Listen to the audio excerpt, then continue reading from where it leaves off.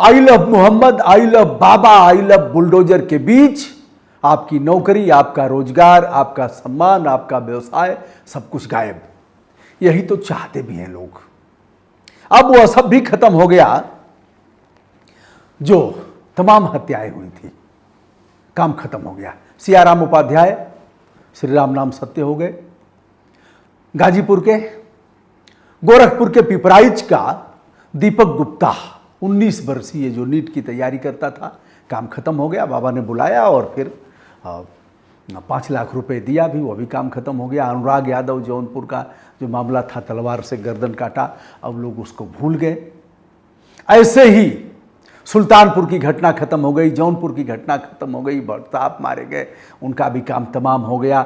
एक ड्राइवर मारा गया, वकील साहब ने ठेका दिया था 2 लाख रुपए का, जिसको मारना था वह मौलाना बच गया और एक टेम्पू वाला ड्राइवर मार दिया गया, वो भी मुसलमान था।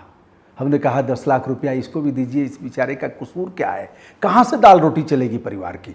वह मामला भी कहीं कहीं यह सब, इन सब चीज़ों का कोई नामो निशान नहीं है। अब मोहम्मद साहब आ गए। आप I love Mohammad, I love bulldozer, I love Baba. Baba ने भी ताल ठोक करके कहा है अलीगढ़ में कि मौलाना भूल गया था कि किसका शासन है, भूल गया था कि किसका शासन है।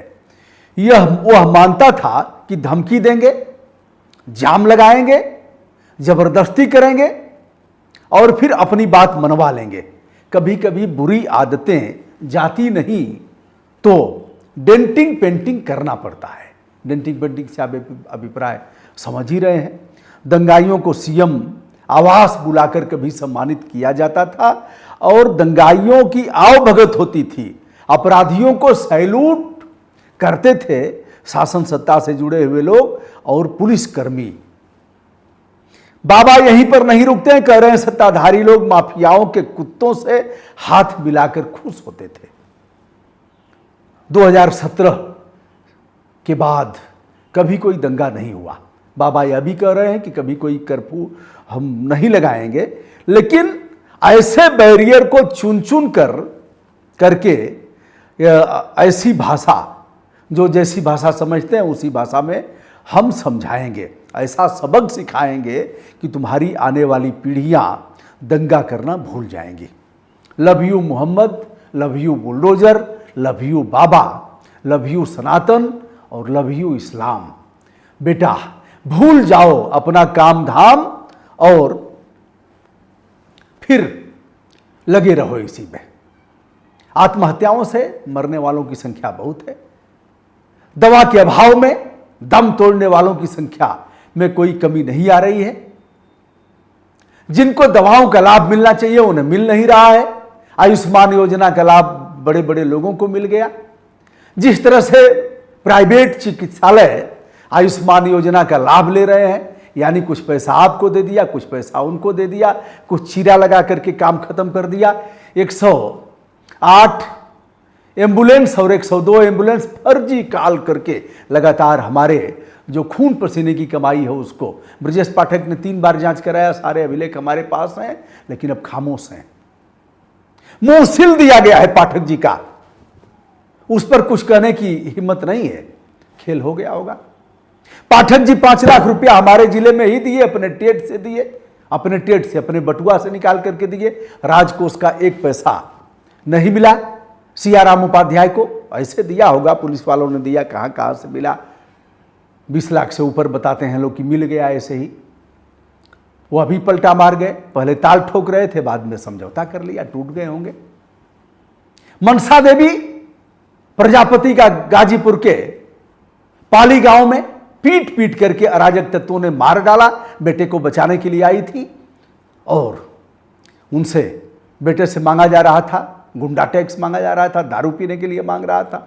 नहीं दिए तो बच्चे को पीटना शुरू किया, पीट पीट करके अधमरा कर दिया। जब मां बचाने आई तो उसको पीट करके मार डाला गया। एक धेला बाबा की झोली से नहीं निकलेगा। बाबा की झोली कोई अलग से नहीं है, ये तो हमारा ही आपका पैसा है ना। हम इसको भी खरीदेंगे तो टैक्स जाएगा, इसको भी खरीदेंगे तो टैक्स जाएगा, और अगर कोई दिवंगत हुआ कफन खरीदेंगे तो उसमें भी टैक्स जाएगा, कफन भी। गर्भ में पल रहे बच्चे से लेकर के और पूरे जीवन में जहां जहां आपकी उपयोगिता और जहां जहां खरीद फरोख्त होगी, हर जगह आपको टैक्स देना पड़ेगा। तो दोस्तों, यह रहा। अब सत्ताधारी लोग पहले क्या करते थे इनके साथ, इसको बताया। जो कुछ होता था भ्रष्टाचार वो 2017 से था। अब इनके शासनकाल में कोई भ्रष्टाचार नहीं हो रहा है।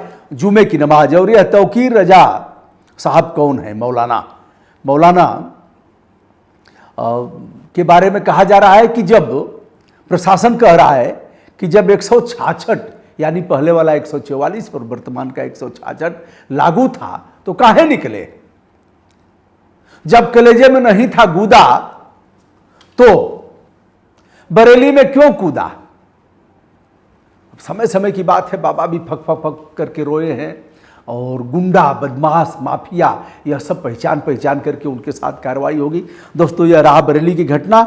मैं शीघ्र ही धर्म की अफीम की चाशनी चटाओ और मखनचुआ ठुमक ठुमक कर नाचेगा। मखनचुआ एक तरफ नहीं है, मखनचुआ उधर भी है। बरेली वालों के पास भी मखनचुआ है, मखनचुआ इधर भी है। मखनचुआ शैतानी करेगा, मखनचुआ बेईमानी करेगा, मखनचुआ कट्टा चलाएगा, मखनचुआ गोली चलाएगा, मखनचुआ सनातन की पगड़ी बांधेगा, मखनचुआ गुटखा खाएगा, मखनचुआ दारू पिएगा और मखनचुआ 2 अक्टूबर को रावण को फूंकने में भी सबसे आगे रहेगा। और बाबा ने कहा है कि 2 अक्टूबर को समस्त नशा की जो बुराइयां हैं उसको समाप्त कर दिया जाए और दारू की दुकानें आपके गांव-गांव में, गली-गली में खुलवाया जाए। कुल मिलाकर के सबसे मैं अनुरोध करना चाहूँगा, अपने रोजी रोटी में लगिए, पढ़ाई लिखाई में लगिए, अच्छे काम में लगिए। और यह पॉलिटिशियन किसी भी कीमत पर आपके नहीं है। आपकी भावनाओं को छेड़ करके उसे कुरेदेंगे, उसी के साथ खेलेंगे, अपनी रोटी सेकेंगे। एक आदमी रोटी बेलता है, एक आदमी रोटी खाता है, एक आदमी न रोटी बेलता है न रोटी खाता है, बल्कि रोटी के साथ खेलता है। वह तीसरा आदमी कौन है? मेरे देश की संसद मौन है, ऐसा कहा था कवि धूमिल ने। दोस्तों, मैं हूं ब्रजभूषण दुबे। संपूर्ण विनम्रता के साथ हमारा प्रणाम स्वीकार करें। बहुत बहुत धन्यवाद।